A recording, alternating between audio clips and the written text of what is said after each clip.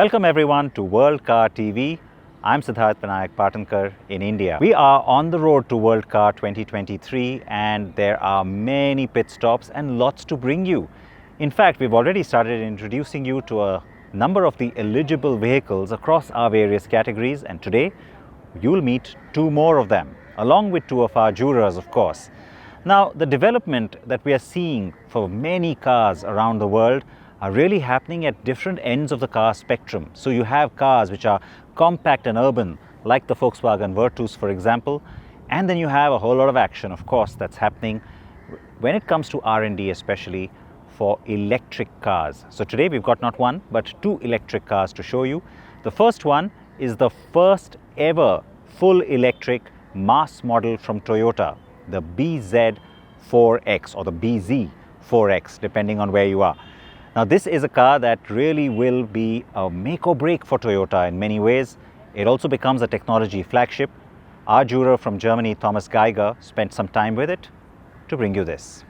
Hello and welcome to Thomas Geiger Car. Today with the Toyota bZ4x, the long-awaited first dedicated EV of the biggest car manufacturer in the world. Due to conquer cars like the Volkswagen ID.4, the Mercedes EQC, Škoda's Enyaq and most of all Tesla's Model Y later that year. If you're keen on knowing what to expect from that vehicle, join me on my first test drive and I'll tell you more about it. But before we start driving, let's talk a bit about size and shape.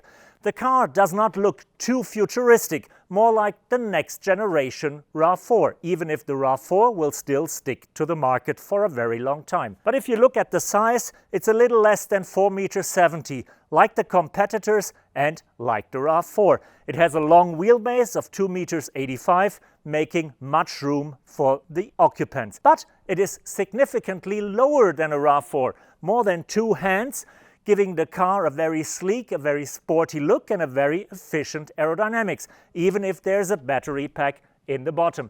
You can see that when you sit on the driver's seat, you're sitting pretty high, but other than that, the car looks cool, drives good, and that's what we're gonna figure out now.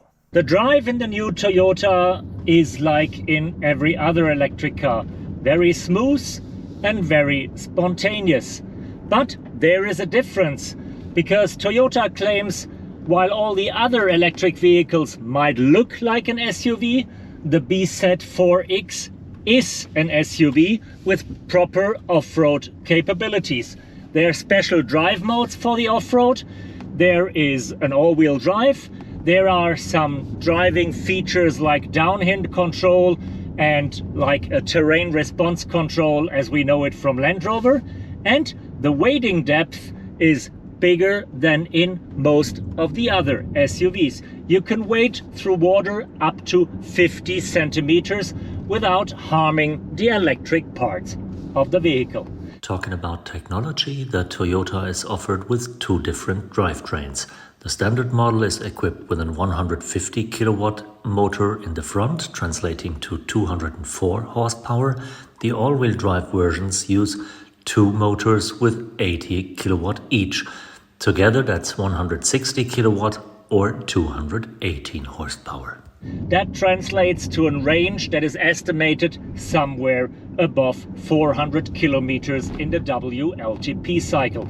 The front-wheel drive model will have about 450 and the all-wheel drive model is supposed to have 410 kilometers of range. Charging is with up to 150 kilowatts on a fast charger. That means 10 to 80% state of battery charge is done in less than 30 minutes. Yes, Toyota might be late in the field of electric vehicles, but they are very experienced with their hybrids.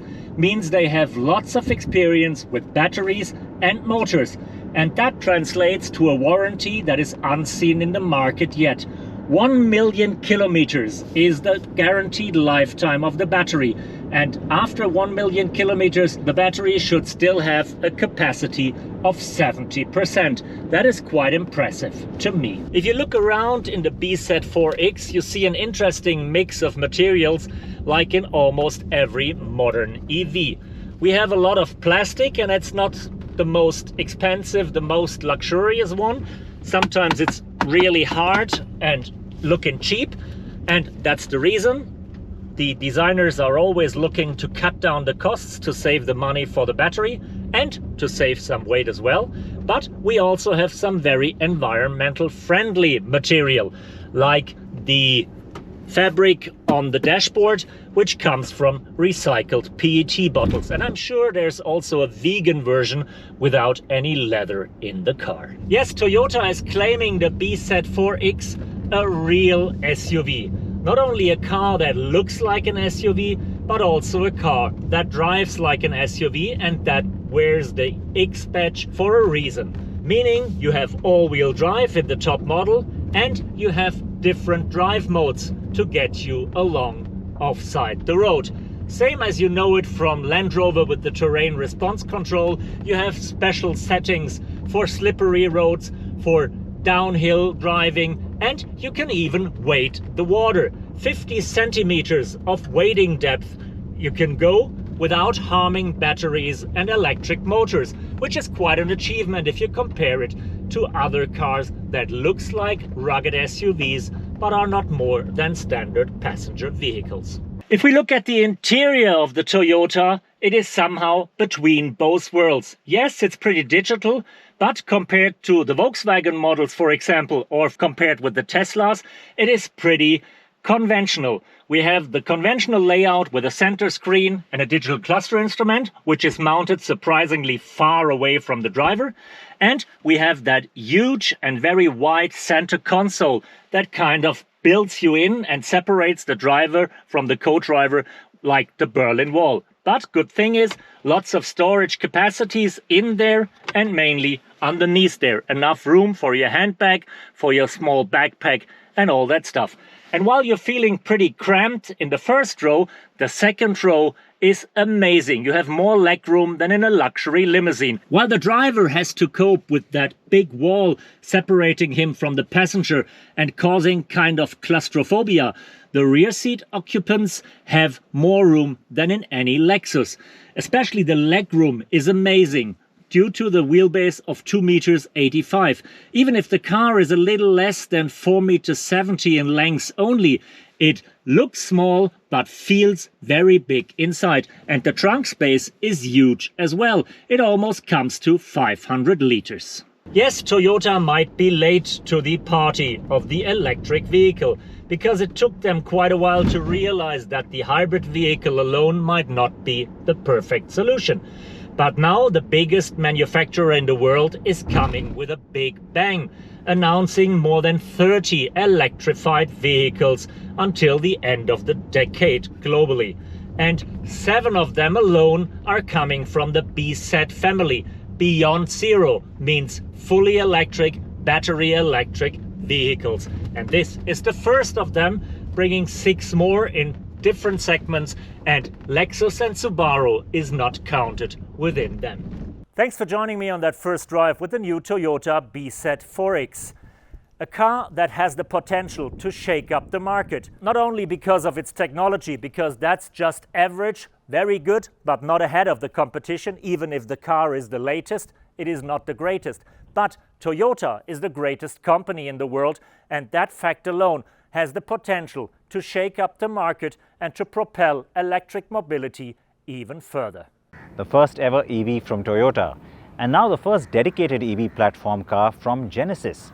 The platform is eGMP, very successful already, what with cars like the Kia EV6 and the Hyundai Ioniq 5 also being spawned from it. The Ioniq 5, don't forget, is 2022 World Car of the Year, the reigning World Car. So, very successful. And also, it's something that is getting a lot of attention for the group. So for Genesis and its first model coming off of this platform, you got to believe it, a lot of attention on that too. And you know what? It's compact, it's efficient, it's luxurious, and it's pretty innovative. That's what my colleague Scotty Reiss, our juror in the United States, found out. And this is her review. Are you in the mood for a luxury electric SUV? Well, if you are, pay attention. Genesis just rolled out the GV60 and is not only a luxury electric SUV, but it has more incredible, futuristic, innovative technology that I've ever seen in a single car in a single place ever. This is really interesting. But I want you to look at this, how this car is different from those. It starts with the shape. So it has this really beautiful, elegant coupe design. The roof sweeps down towards the rear of the car. The charge port here is on the rear right panel of the car. To open it, you just tap those two lines, and here is the charge port. So you can use this portion if you just want to charge with level 2, or both if you're charging with a level 3 DC fast charger. On the back of the car, notice the Genesis name, not the badge. There's no badge here, but the name is spelled out across the back. You see the GV60, and then you see these signature slim lights that wrap around the rear of the Genesis on the lift gate and the rear corner of the car. So it has this really elegant, beautiful look to it, but it is a very modern, tech-filled SUV. The rear of the Genesis GV80 is not only beautiful, but it's also really functional. So you have a really nice, large cargo area here. Genesis is really proud of the details in this car. In addition to the dark carpets and the beautiful white upholstery, there's Alcantara, which continues all the way into all the corners of the car. You don't usually see the Alcantara suede in places like the rear cargo area. So it's a nice, elegant detail. I've already set up my own user profile, and all I have to do is tap those two lines here and then look at this camera, and voila, the car unlocks. Then, once I have unlocked the car, all I have to do is touch this finger pad here, which has my fingerprint identified, and then I can start the car. How great is that? No key, no key fob, no phone, just my own biometrics to open and start and drive or stop and lock the Genesis GV60. But what we love the most in this car is that it really is a Genesis. So it has all the great things that we love about Genesis. It's luxurious, it feels good, it looks good. It's a pleasure to be in this car. And I'm going to show you some of the details that I really love and some of the new technology that Genesis has put in here. So I want you to notice this detail here. There's this crystal orb here that lights up. It's hard to tell, but in this bright light, but it lights up. And when I start the car, look what happens. How cool is that? And then it also becomes this really beautiful dial gear selector. So I can dial for drive, I can dial for reverse, I can put it in neutral for the car wash, or hit the P button for parking. Here is a dial selector for the multimedia system, and then up here is my radio information, and then also hot buttons to get me quickly to menu selections on the screen. Over here I have my heated and vented seats. I have a heated steering wheel, I have park sense and auto hold. I have two cup holders, and then in here is my wireless phone charge pad. But the big news here is this guy, this large single pane glass screen that houses the driver information screen and the multimedia system, which is touch, or it is, you can also use the dial selector to navigate around the system. It is, I want you to notice though, it is brand new. This whole system has been completely redesigned, and it has this very elegant look and feel to it, similar to the look and feel of the interior of the car. One nice thing about the EVs from Genesis, as well as Hyundai and Kia, is the rear seats are really large. So you have a lot of legroom. This seat is set for my drive position. I'm 5'8". I've got plenty of legroom back here, a nice flat floor. And even though it's a coupe-shaped car, there's a little cutout, and the ceiling is a little recessed over the passengers where your head would be, so you have a little more headroom. So the Genesis GV60, what's it like to drive? It's built on the same platform as the Kia 6 and the Hyundai Ioniq 5, which means it has the same batteries underneath. It has the same power system or motor and power plant, and it has the same charging time, so it'll charge up to 80% at a DC fast charger in 18 minutes, which is incredible. All I have to do is pull this left paddle 2 times, and it goes into iPedal drive mode here. So once I'm in iPedal, it gives me the opportunity to significantly slow the car just by lifting my foot off of the accelerator. One of the holy wow features in the Genesis GV60 is this little yellow button or lime green button right here, and it's called boost mode. And you tap this and then you get a little countdown, a little counter in your driver information screen, and that tells you you have 10 seconds to use that extra horsepower.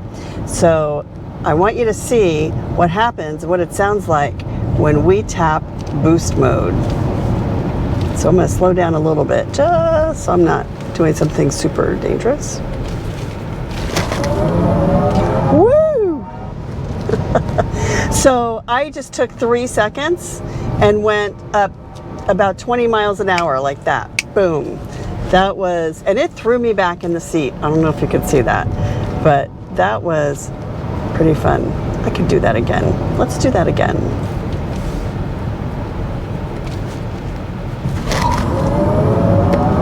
I could actually hear the tires. I could hear the tires gripping the road. Tiny bit of squeal as they actually gripped the road a little bit more than normal. Super fun. I'm a fan of boost mode. The road to World Car 2023 has only just begun, and so the list of eligible vehicles is still being populated across all our categories. You can keep up to speed with that on our website, worldcarawards.com. You can also stay in touch with all our jurors and what they're up to, and keep looking at more of the eligible vehicles through our social media channels. So follow us along over there and here on World Car TV, where we will continue to bring you more cars and more action. So until next time, stay safe wherever you are, and remember, lots happening on this road to World Car.